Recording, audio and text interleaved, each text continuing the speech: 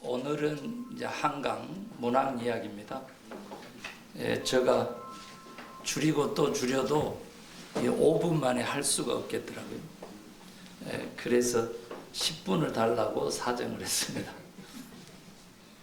여러분, 노벨상을 수상할 때 스웨덴 할리문에서 이렇게 이야기를 했습니다. 그는 역사적 트라우마에 맞서고 인간의 연약성을 드러낸다. 이게 우리가 역사적 트라우마도 모르겠고 거기에 맞선 거, 그리고 인간의 연약성을 드러내는데 왜 노벨 평화상인가, 이런 거 궁금하셨을 겁니다. 노벨 문학상 위원회가 그렇게 정의를 하고 수상 이유를 밝혔기 때문에 저는 저들의 그 표현과 그 구절을 가지고 한강 작가의 문학 세계를 좀 이렇게 묵상해 보았습니다. 여러분, 역사적 트라우마라고 하면 그의 작품 중에 휴먼 액트, 소년이 온다라고 하는 것을 그렇게 번역했잖아요. 광주 5.18 민주화 운동을 다룬 거고, 이렇게 참여해서요, 주인공을 2인칭으로 하고 그렇게 글을 써내려 가는데, 서사죠. 역사 이야기잖아요. 그런데 너무나 어떤 평론가가 얘기했던 것처럼 냉혹하고 철저하리만큼 아픔을 담긴 표현으로 광주 이야기를 5.18 그 민주화의 열매로 우리가 이만큼 살아내는 그 역사를 서사하고 있다, 이제 이런 표현입니다. 그런가 하면 4.3 제주 사건을요, 작별하지 않는다라고 하는 책에 담았는데요. 여러분, 잃어버린 사건입니다. 제가 광주 호남신학대학교 출신인데요. 그래서 목회적 빛을 보기 어려웠습니다. 그런데 우리 같은 8호학번 동문에 제주도 친구들이 많았습니다. 제주도에서 올라와서 신학을 같이 공부했던 우리 제주도 친구들요. 저는 군대도 갔다 오고 그 친구들이 그렇게까지 85년부터 제가 유학원 93년, 그 92년까지 그 긴 세월을 함께 했는데 단 한 번도 4.3 얘기를 듣지 못했습니다. 잃어버린 우리 한민족의 역사하고 기억이었습니다. 그런데 그것을 다시 잘 이해할 수 있도록 그렇게 토해낸 그러한 책입니다. 작별하지 않는다. 이 책도 역시 수상을 했죠. 그러나 무엇보다도 여러분 아신 대로 채식주의자라고 하는 그 3단편 소설을 연작으로 엮어서 펴낸 책이죠. 더 베지테리안이요. 이것을 통해서 그가 세계의 작가로 알려지게 됐고 문학 이야기가 펼쳐지게 되기 때문에 채식주의자만큼은 제가 거룩한 성교 이야기 유튜브에 치면 거기 가면 동영상으로 채식주의자에 대한 논평을 제가 좀 했습니다. 목회자가 하기는 굉장히 위험 부담이 있었습니다. 그래서 이미 촬영을 했는데 2번을 캔슬되고 또 3번째도 그거 역시도 기술적으로 캔슬되고, 그리고 다시 4번째 찍어서 올린 저 동영상입니다. 그 채식주의자가 왜 그러느냐 그러면요, 이게 이제 나중에도 한강의 작품 세계에 나옵니다만 관점을 달리합니다. 똑같은 주제를 놓고도요, 관점을 달리하면 어떻게 달라지는지를 보여줍니다. 이래서 노벨 문학상 위원회에서는 산문의 혁명가라고 표현했습니다. 소년이 온다는 2인칭으로 주인공을 보기 때문에 너는 그라고 이렇게 계속 붙이면서 설명해 나가잖아요. 그런데 저는 죄송합니다, 목사니까 성경을 읽더라도, 오늘도 제가 주일 설교 때 그 얘기를 했습니다만은, 저는 성경을 읽어도 5,000년 전의 이야기, 8,000년 전의 이야기여도 실제로요, 저는 1인칭 참여자 시점으로 읽기를 좋아합니다. 오늘 또 예수님의 그 기적의 메시아적 사건에 제가 참여해서 예수님에게 묻고 또 예수님의 대답을 듣고 그것을 전하거든요. 그래서 제가 이 한강 작가의 이 혁명적인 산문 기법을 조금 이해할 수 있게 됐다, 이렇게 보시면 돼요. 여러분, 그런데 역사적 트라우마에 맞선 작가다. 어떻게 맞섰느냐 그랬더니 집단의 기대와 집단의 규범에 대하여 인간이 선택할 수 있는 자율성으로 맞섰다는 거죠. 여러분, 우리 인간이 하나님의 형상으로 창조되었다고 믿는 게 우리 기독교거든요. 그런데 그 하나님의 형상 중에서 빼놓을 수 없는 한 가지가 선택의 자유입니다. 우리 하나님은 자유, 창조 그 자체신데 우리 인간에게도 그렇게 자유를 부여하셨는데 선택의 자유입니다.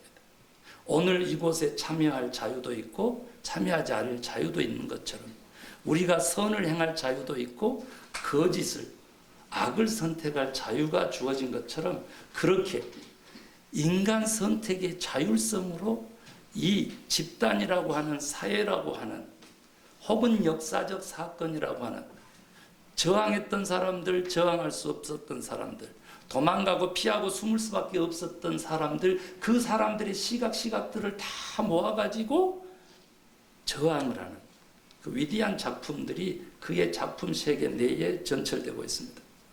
이 집단적 기억을 끄집어내서 그곳에서 오늘날 시도하고 있는 기억이 희미해진 이 틈을 타서 역사적 왜곡을 시도하는 이 세력에게도, 그는 이 미래 세력에게도, 이 들불처럼 번지는 기독교 내의 뉴라이트의 세력 속에서도 다시 저는 작품 하나로 맞서고 있다, 저는 그렇게 보았습니다. 여러분, 이 기억 속에는요, 역사에 순응하고 집단의 규범에 순응하는 인생의 삶이 그려져 있습니다. 나쁘다고 하지 않습니다. 그것은 독자의 목으로 돌려드려요.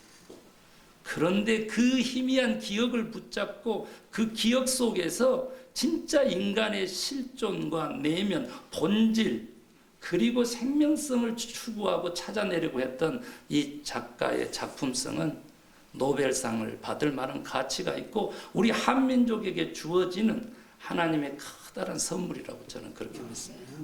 우리 민족성이요, 우리 민족의 정신이요, 85억의 인구를 선도할 만한 높음이 있다, 숭고함이 있다, 이러한 외침이 작품 속에 담겨 있습니다. 제가 이렇게 되면 인간을 우상화시키는 것 같아서 조금 제가 낮춰서 얘기를 해보면요, 여러분, 사회적 기대와 규범 속에는요 압력이 작용합니다. 그것을 작가는 또 노벨문학상위원회는 폭력이라고 정의합니다. 저는 그런데 이 작품을 해석하면서 그 작품 세계를 음미하면서 공감하지 못하는 것 자체도 폭력일 수 있다라고 하는 언급을 합니다. 저는 그래서 한강이 우리에게 요구하는 고통받은 사람들에 대한, 억울한 사람들에 대한 공감력을 증대시켜 줄 수 있을 것인가가 오늘 문학 이야기의 어찌게 보면 메시지일 수 있다, 저는 그렇게 생각합니다. 인간의 외부에 존재하는 폭력뿐만 아니라 인간 개인이 가지고 있는 내부적인 욕망에 의한 폭력성을 드러내고 있는 그의 작품 속에는 남성성을 예표하고 있습니다.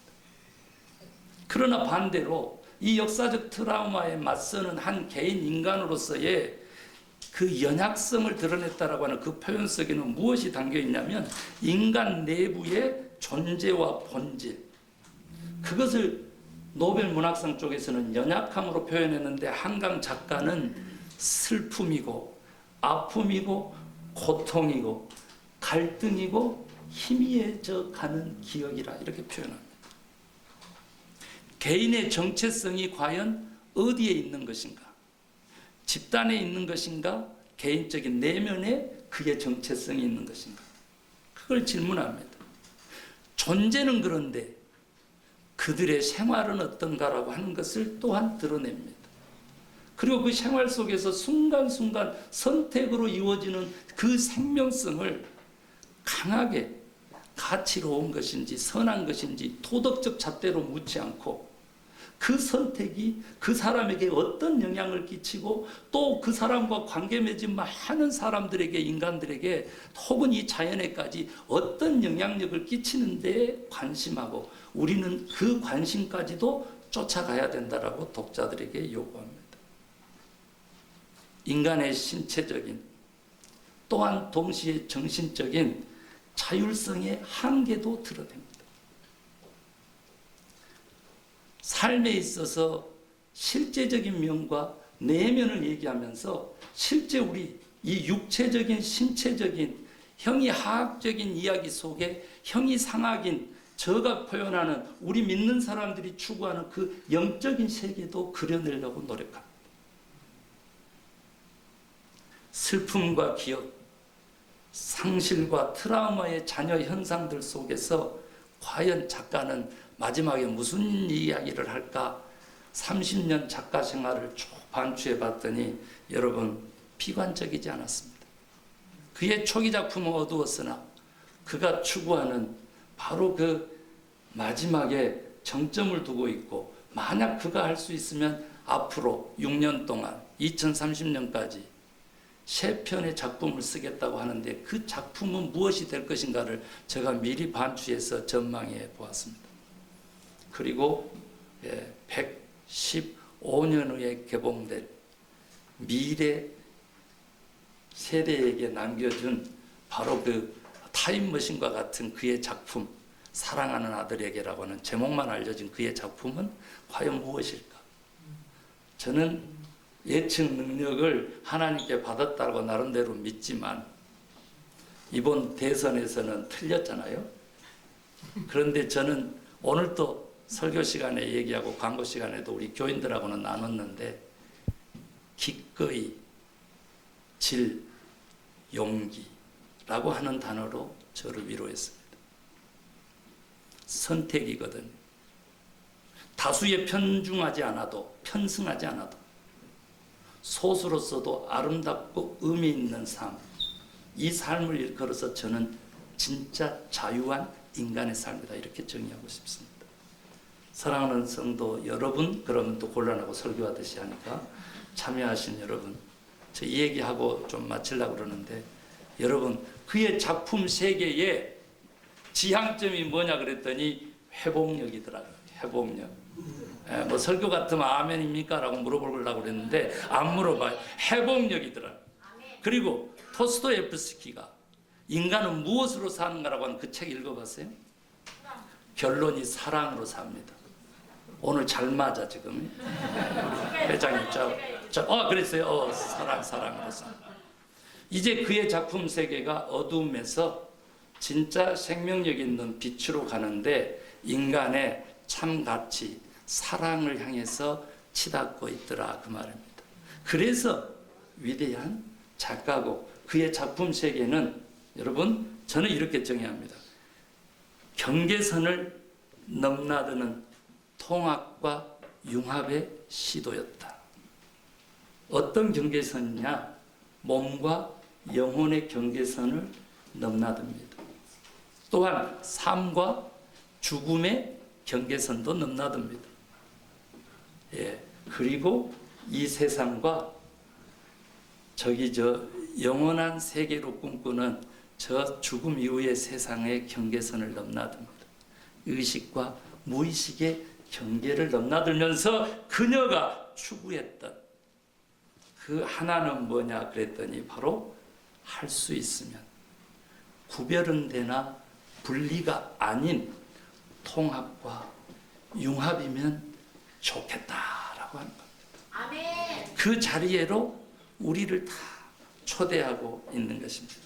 그러면서 동시에 그는 침묵과 촛불혁명과 같은 집단적 외침 그 경계선도 구별은 되나 분리가 아닌 통합으로 가면 우리나라가 좀 더 평화롭고 생명에 대한 희생과 폭력에 대한 억압 없이 참 인간의 삶, 자유한 삶, 희망찬 삶, 사랑의 삶, 더불어 사는 삶으로 갈 수 있지 않을까라고 하는 외침을 가졌습니다. 여러분, 집단적 기억의 올바름을 개인의 연약함으로 추구했던 한강 작가의 작품 세계, 잠시나마 우리가 함께 들어가 볼 수 있었으면 좋았습니다.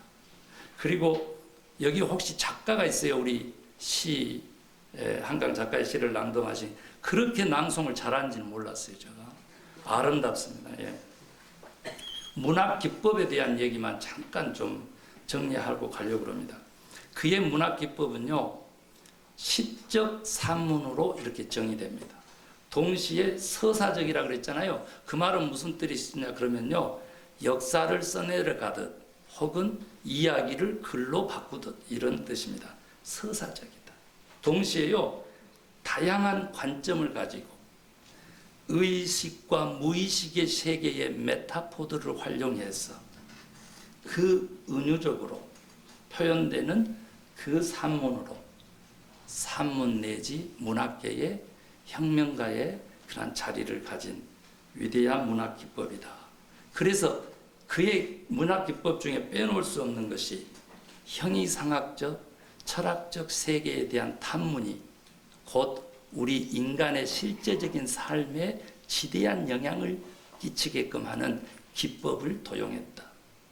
오늘날 한국 교회의 설교가 이랬으면, 목회가 이랬으면 목사로서 그런 바람이 있습니다. 마지막으로 미국이니까요, 그는 이것을 전혀 의식하지 못했어도 제가 그의 작품 세계를 보고 미국적으로 한 가지 정리하자면, 나인홀드 리버가 책을 썼는데 Moral Person, Immoral Society, 다른 말로 하면 도덕적 인간과 비도덕적 사회라고 하는 책 제목인데, 바로 그 관계의 역학성, 도덕적 인간과 비도덕적 사회, 집단과 개인, 그 속에서의 윤리적 가치와 규범들, 그것들의 역사의 흐름과 같이 조율되는 그 조율성, 이런 것들에 대한 그 이미지를 이 한강 작가도 가지고 작품 세계를 열어갔다. 여기 저도 새로운 메타포로 도덕적 인간과 비도덕적 사회, 집단은 나쁘고 악할 수 있지만 개인 누구나가 도덕적이다라고 하는 이 관점을 우리가 다시 가진다면, 지금 오늘 우리 함께 앉아있는 우리 모두가 다 아름다운 사람들이다. 저는 그렇게 믿습니다. 제가 한강 작가의 문학 세계를 노래로 하려고 우리 아들들, 그 다음에 또 별로 공감력을 얻지 못하는 우리 사모까지 다 동원해가지고 노래하겠습니다. 제가 악보가 없어요. 그냥 안 보고 해보겠습니다. 예.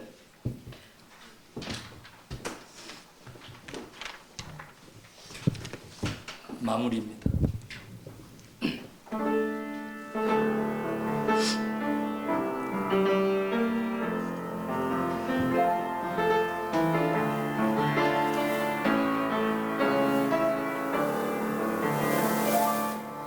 서럽다 네 말하는가, 흐르는 강물을 꿈이라 네 말하는가, 되살아오는 세월을 가슴에 맺힌 한들이 일어나 하늘을 보네, 빛나는 그 눈 속에 순결한 눈물 흐르네.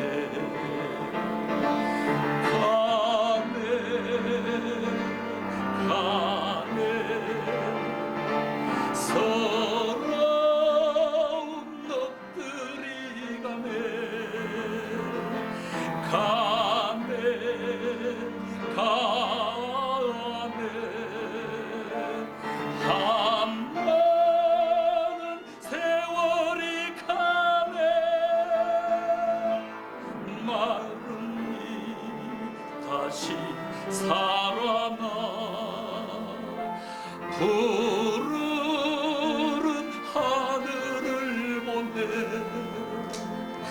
마른 잎 다시 살아나 이 강산은 푸르러 가네 가네 서러운 녹들이 가네 가네 가네 한 많은 세월이 가네 마른 잎 다시 살아나 푸르른 하늘을 보네 마른 잎 다시 살아나 이 강산은 푸르러